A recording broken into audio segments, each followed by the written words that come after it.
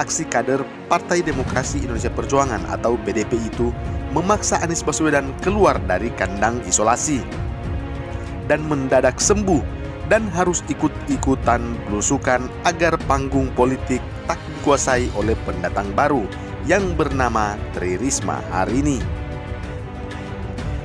Belum selesai dengan Risma, Partai Nasdem yang sempat mengikat janji suci dengan Anies Baswedan kini malah mundur dan menolak revisi Undang-Undang Pemilu. Mohon perhatian, tayangan video channel Bapak Infrastruktur segera diputar. 5, 4, 3, 2, 1. Partai Nasional Demokrat atau Nasdem tinggalkan Anies Baswedan, lebih memilih konvensi 2021. Melihat Partai Nasdem balik kanan, membatalkan dukungan terhadap revisi Undang-Undang Pemilu dan mendukung agar pilkada tetap dilaksanakan serentak pada tahun 2024, saya jadi teringat dengan nasib Anies Baswedan sebagai Gubernur Jakarta saat ini. Seperti kita ketahui, beberapa bulan yang lalu, Anies Baswedan sempat bertemu dengan Surya Paloh dan melakukan konferensi pers. Salah satu poin penting yang cukup menghentak adalah soal dukungan terhadap Anies Baswedan sebagai kandidat calon presiden di tahun 2024. Ada yang bilang Surya Paloh sedang sakit hati karena porsi menterinya berkurang setelah Prabowo Subianto masuk ke kabinet Jokowi Ma'ruf Amin. Ada juga yang berpikir bahwa itu adalah strategi Partai Nasional Demokrat atau Nasdem untuk menaikkan posisi tawar partainya. Strategi biasa yang dulu juga dilakukan oleh Partai Nasdem dengan lebih dulu mendukung Jokowi maju sebagai presiden saat partai lain belum menentukan sikap. Partai Nasdem bahkan mendahului Partai Demokrasi Indonesia Perjuangan atau PDIP sebagai partai tempat Jokowi bernaung. Anies Baswedan pun tersenyum bahagia di samping Bung Surya Paloh.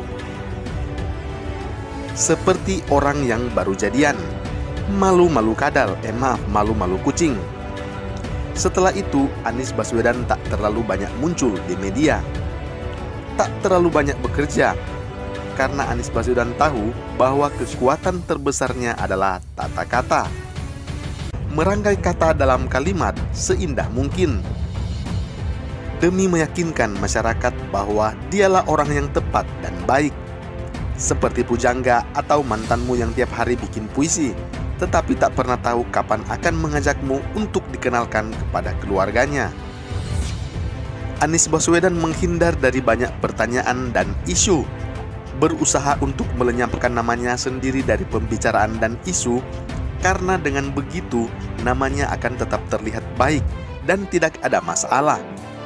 Maka jangan heran kalau Anies Baswedan melakukan isolasi mandiri jauh lebih lama, 2 kali lipat dari manusia pada umumnya. Kan lumayan alasan positifnya mampu membuat Anies Baswedan libur panjang tanpa pertanyaan. Tetapi sialnya, Tri Risma hari ini malah menjadi Menteri Sosial, melakukan belusukan ke kolong-kolong jembatan, memaksa publik sadar betapa masalah di Jakarta ini sangatlah banyak.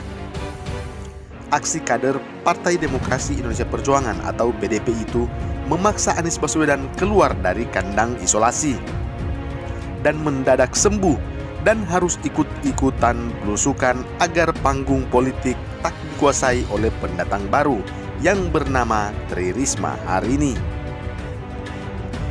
Belum selesai dengan Risma, Partai Nasdem yang sempat mengikat janji suci dengan Anies Baswedan kini malah mundur dan menolak revisi Undang-Undang Pemilu untuk mendukung pemilihan kepala daerah serentak di tahun 2024. Bagi Anies Baswedan ini seperti orang yang sudah pacaran lama, sudah terlanjur menyiapkan nama anak, baik laki atau perempuan, tetapi ujung-ujungnya putus tanpa alasan yang jelas. Bagi Anies Baswedan, pemilihan kepala daerah di tahun 2022 adalah keharusan agar namanya tetap dibicarakan, agar dirinya tetap punya panggung di politik nasional. Kalau tidak ada pemilihan kepala daerah, maka dia tidak akan menjabat lagi sebagai gubernur tentunya. Masa baktinya selesai di tahun 2022 dan akan digantikan oleh PLT yang ditunjuk Menteri Dalam Negeri. Anies Baswedan akan bernasib sama seperti Gatot Nurmantio, punya panggung yang sangat mewah ketika menjabat sebagai Panglima Tentara Nasional Indonesia. Lalu setelah pensiun, tidak ada satupun partai yang mau mengangkatnya, mengambilnya, atau meminangnya. Bahkan Presiden Joko Widodo juga tak mau menunjuknya sebagai menteri. Manuver yang dilakukan Gatot Nurmantio sangat lemah, seperti gelandangan politik. Beda dengan Jenderal Purnawirawan TNI Muldoko yang juga mantan Panglima TNI ini, tapi masih punya panggung dan jabatan sebagai Kepala Kantor Staf Kepresidenan. Sekali diserang AHY, Muldoko langsung menarik perhatian dan memunculkan keyakinan bahwa Muldoko siap untuk maju di pemilihan presiden di tahun 2024. Anies Baswedan dan Gatot Nurmantio ini memang serupa, sama-sama nggak punya partai, sama-sama bukan kader, sehingga satu-satunya kekuatan untuk menarik perhatian partai adalah kekuasaan dan jabatannya. Ketika jabatannya lepas, maka partai akan melihatnya seperti jelata yang tak punya apa-apa. Maka berita bahwa Anies Baswedan mendapat penghargaan pahlawan transportasi yang disejajarkan dengan Elon Musk malah menjadi olok-olokan para netizen. Tanpa pembelaan buzzer, karena sudah loyo duluan, karena sudah tahu bahwa tak ada partai yang mau mendukungnya di pemilihan kepala daerah di tahun 2022. Kondisinya akan berbeda jika partai pendukung revisi Undang-Undang Pemilu menjadi mayoritas di Dewan Perwakilan Rakyat atau di DPR. Pastinya Anies Baswedan akan disanjung setinggi langit, setinggi roket yang diluncurkan Elon Musk, dibela oleh buzzer yang bergerilya. Pada akhirnya, saya pikir ini juga bukan semata-mata karena Partai Nasdem yang memilih mundur. Tampaknya memang ada gerakan semesta yang menolak Anies Baswedan. Lihatlah bagaimana Formula E membatalkan untuk mengaspal di DKI Jakarta. Dan lagi-lagi Anies Baswedan kehilangan panggungnya. Sementara Partai Nasional Demokrat atau Nasdem, saya dengar mereka akan melakukan konvensi presiden di tahun depan. Dan saya juga sudah dihubungi oleh beberapa tim dari beberapa orang yang sekarang menjabat sebagai menteri di kabinet Jokowi Ma'ruf Amin. Katanya mereka sedang bersiap-siap untuk konvensi capres di tahun 2024 lewat Partai Nasional Demokrat. Bagaimana menurut Anda?